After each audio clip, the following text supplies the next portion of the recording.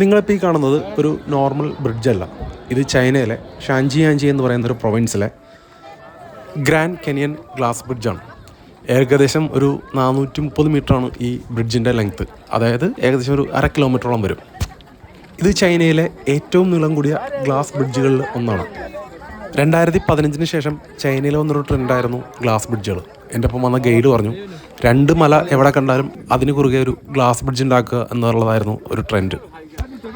പിന്നീട് അതിനൊരുപാട് സുരക്ഷാ ഭീഷണികൾ വന്നു. 2024 ശേഷം ഒരുപാട് ഗ്ലാസ് ബ്രിഡ്ജുകൾ അവർ ക്ലോസ് ചെയ്തു. സുരക്ഷാ ഭീഷണി പറഞ്ഞുകൊണ്ട് ഒരുപാട് ഗ്ലാസ് ബ്രിഡ്ജുകൾ ക്ലോസ് ചെയ്തു. അപ്പോൾ ഉള്ള ഗ്ലാസ് ബ്രിഡ്ജുകളിൽ ഭയങ്കര ക്രൗഡഡായി, തിരക്കായി. കണക്കുകൾ പ്രകാരം ഏകദേശം 50% മുകളിൽ ഗ്ലാസ് ബ്രിഡ്ജുകൾ ചൈനീസ് ഗവൺമെൻറ് ക്ലോസ് ചെയ്തു, സുരക്ഷാ പ്രശ്നങ്ങൾ പറഞ്ഞുകൊണ്ട് തന്നെ. അതുകൊണ്ട് തന്നെയാണ് നമ്മുടെ നോർമൽ ചൈന ടൂറുകളിൽ നമുക്ക് ഗ്ലാസ് ബ്രിഡ്ജ് കാണാൻ കഴിയാത്തത്. ഇപ്പോൾ നോർമലി ചൈന ടൂർ എല്ലാവരും വരുന്നത് ബീജിങ്ങും ഷാങ്ഹായി ആണ്. ഈ 2 സ്ഥലത്തും പൊതുവെ ഗ്ലാസ് ബ്രിഡ്ജുകൾ ഇല്ല.